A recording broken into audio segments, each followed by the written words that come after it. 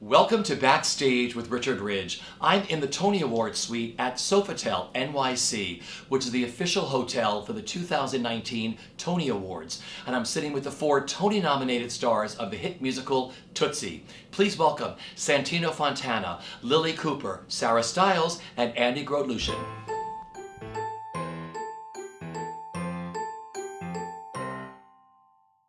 Thank you all for visiting me here in the Tony Awards suite. I had your creators here the other day. I had Scott Ellis where Lilli is, Robert Horn in the middle, and David Yazbek here. What a nightmare. We're sorry. We tried to take a shirt off. Were they throwing rolls? David started outside and said, I'm gonna sunbathe for 5 minutes. Yeah. It was hilarious. I said, Scott, what are you gonna do? He said, I'm only the director of the show. I'm not gonna reel these other two in. It was hilarious. When they're together, you can't. They're currently working on ADD the musical. It's a 2-person show. They're doing it. Well, let's get into that. What is it like? I mean, you're in this. This is one of the most hilarious musicals. I told you I was back there again at the matinee yesterday. I had the best time at Tootsie. I mean, you're living in the world created by David Yazbek, Robert Horn, and of course your director, Scott Ellis, and choreographer Dennis Jones. What's it like living in the world of Tootsie? Somebody go. Wacky. Yeah. It's fun. I don't know. We're having so much fun. Yeah, it's fun. Yeah. It's definitely fun. It's fun. We like it. We're enjoying our time. No, we are having a great time. We do feel super lucky to be a part of this. And also, I mean, how can you not? The audience is, they go crazy every night. They tip over in their seats and scream with laughter. Yeah. That's awesome. Yeah. We're lucky. It's true. It's a great thing to be in something that is this funny and with a cast of people that are so good at what they do, and to be able to, I mean, they kind of kid around because I'm out there most of the time, so I'm able to kind of gauge how it's going, and I can tell every audience is slightly different, of course, but we always get them at the same points, which is fascinating to watch and kind of great because it's undeniable. You can't, I know they don't know what's going to come, and I do, and it's great to get to see everybody come in and out and be like, how's it going today? How's it going tonight? And I'm like, watch. And this is one of the things that I love about this, though, is because, in addition to your wonderful acting and transformational skills, there's a lot you're of judgment also... there. Did you notice the judgment? That's called sarcasm. You're also... Yeah. You are the MC of the evening. Yeah, it's a weird hybrid. It is. And so sometimes when we walk out, like I get to read on your face how it's going. Yeah. I don't enter really until like 30 minutes into the show. Yeah, I know. I counted. So 30 minutes I'm alone. That's you really get to warm them up. We go away for 40 minutes and play cards. And sometimes if the audience isn't particularly lovely, which they're always lovely. Yeah. Are you going down this road? Are you going down this road? If it happens, or if we're not particularly great, which we're always perfect, but she'll finish your song, or they'll leave. Or Julie Austin will come to me and they'll say like goodbye, and I'm like, don't go. Don't leave. Why does everyone leave, Herbie? Why does everyone leave? You get that. It's true. But it is kind of like, it's both Carol Burnett and like, I remember seeing those shows with Nathan Lane or Andrea Martin or Martin Short. You see those shows that are kind of hybrid. Zero Mostel. Like there are so many of those classic musicals or comedies where that lead character is both, has to be in the scenes, but is also stepping in for the audience often. Mm-hmm. So I'm surrounded by people who often say insane things. Yeah. And the audience and I, yes, your hair is hiding it, but you can. But I'm stepping in then for the audience as well to recognize. Wait, what did you just say? That's insane. And then we move on with the scene. So, that is true. Yeah. Yeah. It's great. It's super fun. It's so awesome. And the backstage life is really great, too. We like each other, which doesn't always happen either. You can tell that on this show. I mean, you were all in the trenches. It's got to be so hard to put together a brand new Broadway musical. It is. I'm sure it's like baking a cake. You want to put all these ingredients and you think it's going to taste great. And there were a lot more ingredients at certain points. Yeah. Different ingredients. Had to savory, throw out. sweet, spicy.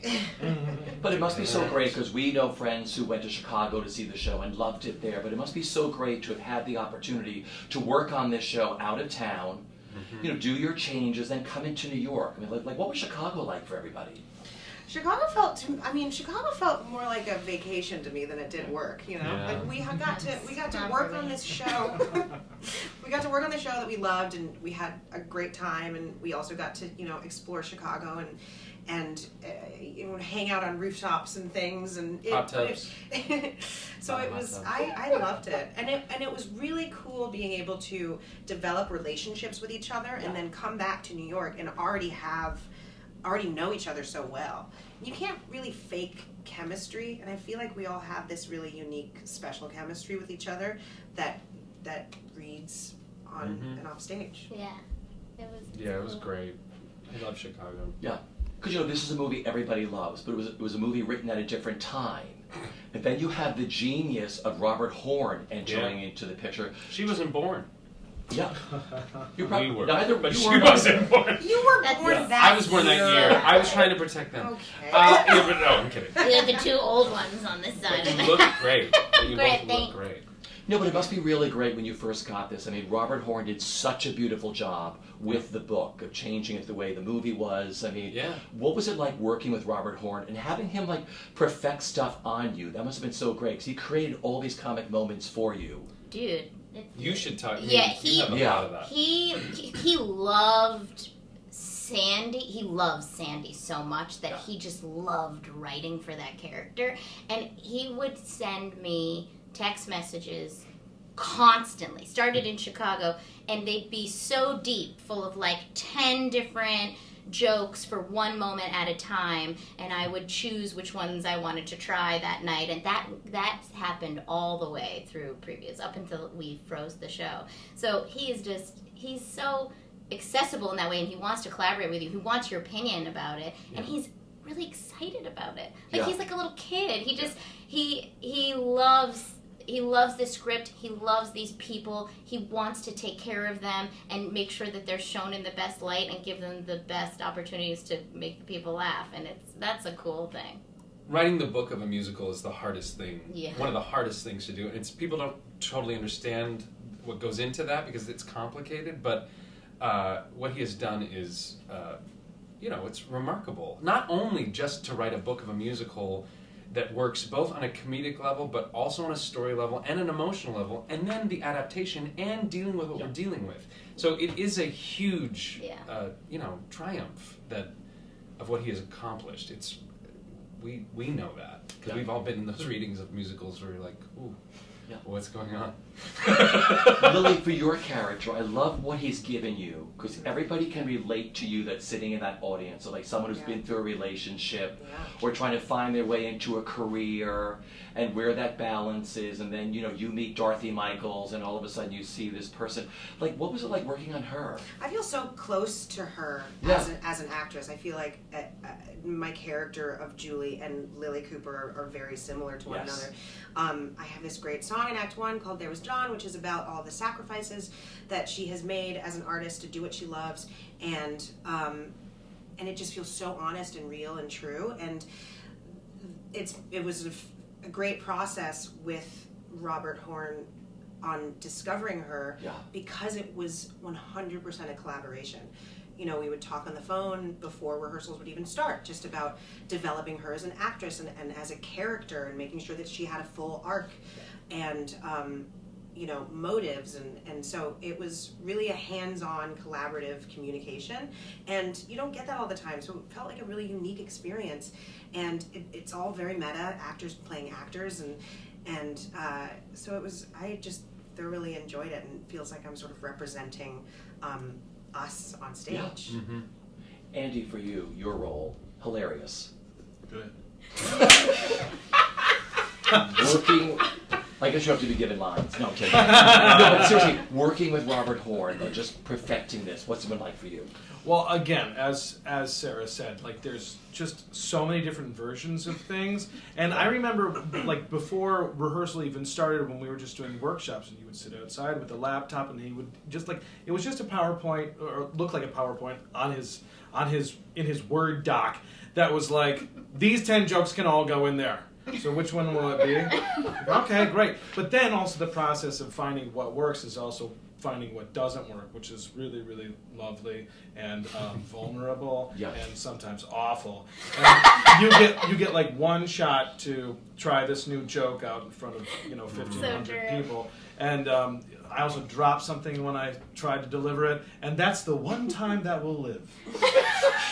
But I laughed. Yes, for the wrong reason. There was a Gandhi joke that I was like, we're going to try that tonight? So it's going in? Okay, good luck. It's the 1 second I'm off stage right before, and he told it, and it was just like, and I could not stop. That scene used to be like a whole birthday party. That first scene, and then it became just the three of us, and so that one got rewritten a lot, and we would run that before every single show because we had to, because we never knew what was going on. Sure, it changed all the time. Oh, all the time. But he's a comic genius. He's the writer who would have been with, like, on the Sid Caesar show. Absolutely. Where you're like, or even SNL, where it's like, oh, this didn't work in the dress rehearsal. 2 seconds later, here's 5 that are even better. Yes. Isn't that crazy? I used to have lines in my lunchbox because I'm like, listen, I'm fine. Or in the menus, I was like, I'm fine changing all of this, but you gotta help me out because I will not remember. I'm thinking about my wig and the corset. So my lines would be like in the script, in the menu, or in my lunchbox, hidden all over the place. Oh. All right, talking about the corset and the wig, you're nonstop on that stage. You kick the show off as Michael. And the interesting thing yesterday watching this show, everybody falls in love with Michael through all the stuff you go through with the auditions. And then Dorothy walks in and you start to sing that song and you empower that whole entire room of women and you do that number. You watch the whole show shift. They just fall in love with you and they're like, we're just going to take this journey with Dorothy Michaels now. Yeah, it's a great... It's so much fun to do, and it's also just a great gift to get to play somebody who, like you said, Dorothy is the person everyone wants to walk into the room, and to get to play that part, it's a great thing to get to breathe life into, and because she always will stand up for people and stand up for what's right, but she also has a sense of humor, and she's, it's great. That's a great thing. All right, so when you first started working on this character, like, was it like the corsets and the clothes and the wigs and the glasses? Because it seems effortless to you now. Well, it takes a village of people backstage. Brian Stromwasser and Lauren Galatelli and Margot Lawless and Sarah and Laura and Jesse and Joe and Michael Ferguson and Emily. There are so many people behind the scenes making sure that Dorothy has 8 wigs per show, and making sure that they all look great, and making sure I have all my right costumes and nothing is ripped and nothing. I mean, it's I think there's like 27 costumes. But it's also like everyone on stage too, like making sure everything's okay. Oh, we have God. changes on stage, and I remember this moment in Chicago where a lot of times your dress would be like undone, so I'd have to secretly snap the dress and then do all these things. This one, you quite literally get him in and out of it. Yeah. Oh, right. Yes. Or there will be times, and off stage. And there are times. I mean, just the other day there was something. There was a little mini malfunction with one of the things, and I just did this. I never turned around in that scene. It keeps you on your toes, definitely. And we've had a lot of rehearsal with it, thank God. Yeah. So I was going to ask you, working with Scott Ellis, brilliant director. I mean, like I said, this show moves. This is like comic genius up there, and that train starts, and the second that show begins and it ends, and everyone is on their feet at the end, having the time of their life. I mean, what's it like working with Scott Ellis? I love Scott. I mean, I had met him 3 years ago up at New York Stage and Film, working on something, and I just got along with him. Because as great as a director he is, and how oftentimes his work can be invisible, you don't see what he actually did and put together, and so you're actually focused on the story as opposed to what it looks like. That's a rare skill, and above and beyond all of that, he's just a good man, a great man, and I feel really lucky to be a friend, think of him as a friend, and also he's a great collaborator. Yeah. He's just very smart as a collaborator, which is rare. Yeah. And he says often that his most important job is putting people in a room together and figuring out the right sort of combination of people to create the best product. And I think he's so good at that. And like you said, the show moves. Once it starts, we're on this train. But he also allows us to breathe and live in moments that makes the comedy and makes the story hit home so much better. And it's because he trusts us, we trust him, and we're able to play around and work with these moments and really find them. I find too that he gives you a long leash initially. Like, he doesn't step in and start noting you right away. Like, he really goes, take it to wherever you want to take it. Which for Sandy was like, I went to some really bizarre places all the way through Chicago, and he was like, keep going, keep going, keep going. Then we got back to New York, and he was like, all right, I'm going to start editing some of this stuff down and bringing her back to earth. And it was so lovely, because I was like, God, you just let me go. He goes, well, yeah. He goes, I wanted to see how far you could go, and then we're going to figure out how to, give her a little earth, too. And also, I will say this, making him laugh in the rehearsal room is the best feeling, and we all wanted to do that, because when he really laughs, he laughs, but he won't just laugh at anything. Like, he's a hard laugher, and it has to be really funny. And so, and he did that, he did do that a lot in rehearsal, but getting him to do that was really satisfying. For you, working with Scott? Terrible. No, there has to be one. Well, someone has to tell the truth, and Andy decided to be the truth teller. No, come on, he's great. In addition to all of his generosity and things and his shrewdness, he is really, really funny. And he also can wrangle those two 14-year-old boys that made the show. Which is important.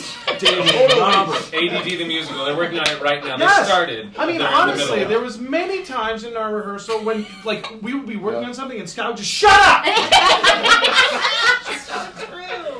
That happened a lot. He's like, we were rehearsal only for a certain amount of hours, right? We had to get something done. Then there's the Yazbek.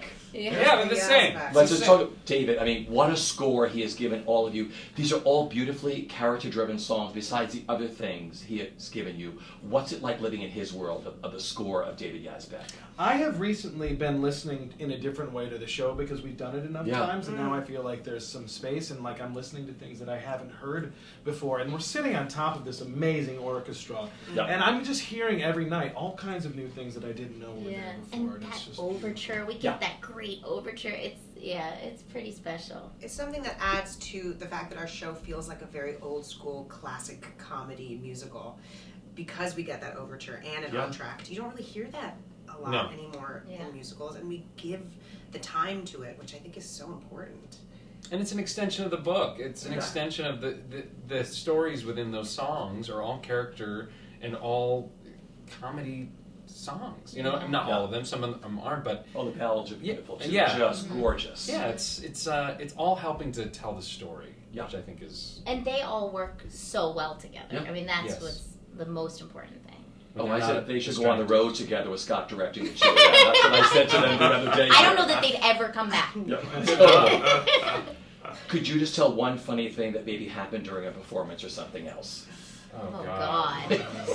There's so many so recently. Doorknob.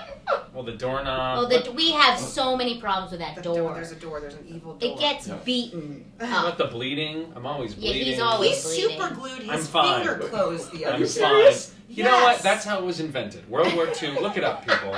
You know what? I'm fine. Super glue? Yes, I don't mess around. Well, what do I want? Medium glue? I want super. I will say we have a text message chain with everybody in the cast and company of pictures of Dorothy's nails and eyelashes. They're everywhere. They get on the bottom of shoes. They're all like over the place. Yeah. She's unstoppable. It's truly disgusting. I don't know what to tell you. So that's what's everywhere. It's the fingernails, right? Yeah, fingernails. Yeah. I mean, there have been so many. I know. I don't know. It's just too many to. I don't even know. We should write a book. We should write a. Well, what has happened on stage? What's been the weirdest thing that's happened on stage? Remember when Reg didn't say the word "this"? He just stamped his foot. He just forgot to say the first word of a sentence, so he said. It's a Ron Carlisle show. And I was like, and the entire ensemble started laughing, and I was like, it's just me. We're in front of the curtain, and I was like, oh God, he didn't say the first word. And so then I have to repeat it, and I say, this opening number is benign and dishonest, and I just went. opening number, and then I say it again, and then the whole ensemble turned around, and including Reg. Yeah. And then at the end I said, his opening number is Benign and Dishonest, directed by an inept derivative hack, and musical sucks. I remember listening to it and being like, has everyone lost their mind? They lost it. The entire, and the crew did too. That was the best thing, is I came to get my props and everyone was like, what happened? She's like, I don't know. I just dealt with it. That's what happened. You're very good at dealing with I love that stuff. strange things that happen. I mean, The doorknobs, the walls. glasses. the people in the audience eating the ice and the chips and the picnics in the middle of the house. But the glass. Families, piece we is love not you, but Which glass? But When the you glass timed is the time. scene to the set piece, to What the happened? set, when you timed your scene to the Oh, set yeah, piece, yeah. That was really that good. amazing. Oh, that That was was virtuosic. That was It I thought so was. It was too. magical. It was What was impressive. that? yeah, we gotta explain it. It was We're award-worthy. It's so fun to listen to people knowing things that they're talking about, isn't it? It's great. It's great for TV too. Let's tell this story. Jokes are the funniest So when we're you have to told explain them. right before we go on stage, Andy and I, we're told, listen. So poor Matt Lacey, who's the gentlest, Yeah. nicest stage Yeah. manager, he's like, just so you know, the set's not gonna move down at the same time. And you can tell he's looking at us terrified and so apologetic. Yeah. Right. And we're like, okay. And he's like, so you know what I mean? Like, it's not gonna come down. We're like, yeah, okay, Matt, what do you want us to do? Well, we're gonna stop the show? No, fine. So we're like, we have no idea what that means, but we know it's gonna take a long time. So we finish she throws water on my face, or vodka, sorry. She throws vodka on my face, and then the set, literally, he's not lying, it didn't move. And it's like, so we have like 4 lines before the set has to get all the way down stage to where we are before she can enter. Yeah, She's in the middle, meanwhile, hidden in a box. I just have to mention, no one told me that was happening. Which And I was inside the box having a panic attack. Which is so shocking that she would have any neurotic reaction to being trapped Keep in a going. box. So Keep the set going. is moving. It's not and a we have- box. She's behind a door. I was in No, a it's a box. box. It's a box. You can't get out. The It's a character box. is not There are inside two the box. doors. You The character is Yeah. behind But it the feels door. like a box, Just so it's to a explain box. to people who haven't seen the Especially show. for her, don't trigger Yeah, her. you know. So the set is moving incredibly slowly, and I'm like, Matt was not lying. This set is not moving, and I'm wiping my face, and let's do it. So Andy just stretches out. We all stretch out the sentences and add words. Yeah. Laughing and Laughing. also laughing. Ha So, like, ha here's the ha set. ha. There's also music Ha, ha, ha, underscoring this ha, until ha. there's no music. It's over, and then So I the set's say, here. Ha ha. I'm almost done. The vodka is still dripping down his face till he left. Oh, okay. So I had a little setback. I've conquered more difficult challenges than this. There's 2 lines coming. That's all we have. So we're like, I still haven't moved. She's still I'm in still the in box. the box. She's taking Zoloft in the box, which is totally fine. And if you need it, you should. So she keeps coming. Yes, and I say, You're smushing me. Sorry, it's the set's still coming. Go. yes, Yeah. yes. More challenging things are possible. Penguins Set. have Set. can rotate their heads. Set. I think Finally. like 360 degrees, Yes. but only once. Set stops. Man. Finally. Laugh. She walks through the door. And And nobody then afterwards, knows. no one knows, but afterwards we were like, that was really good. That was impressive. No one would know. Well, my final question is, if you could sum up the best part of the experience, I see there's many of these. What's the best part of the experience of working on Tootsie? There's so many. Yeah. It's just a joyous, it's joyous in the house with that, to be able to get that many strangers laughing Yeah. together is a rare thing. And then to be so happy with the group of people that we are doing it with is even more rare. So, we're lucky. Yeah, it's so satisfying to love something so Yeah. much and to hope that people love it just a fraction as much as you do, and realize that they not only do, but it surpasses your expectations. It's hard to describe the joy that brings you. It's amazing. I Same feel for you too? absolutely. I feel like we end the show with a dance all together, and we keep dancing off that stage into the wings. It's so much fun. Yeah. And I think that there's something really, really lovely just in the community of the audience. There's something about this piece which feels classic and old, but also new and fresh. And there's a really kind of lovely intergenerationality about it. Which is rare. Yeah. You give so much joy, like I said, leaving the theater, when the Tootsie sign comes down, you come up, everyone is out there, everyone is on their feet, every audience member has a smile on their face, and just giggling out, onto 45th Street, 46th Street. It's such a great thing. You're all working at the top of your game. I mean, I wish you could all step out of yourselves and watch what you give an audience. I mean, it's so great to see what you do. And I thank you so much for coming to the Tony Suite today and sitting with me. Thank you for having us. Putting you all on the couch together like this tight-knit little family. Oh. He's squishing me. We're friends. Look at that. He's squishing me. It's like a cramped sleepover.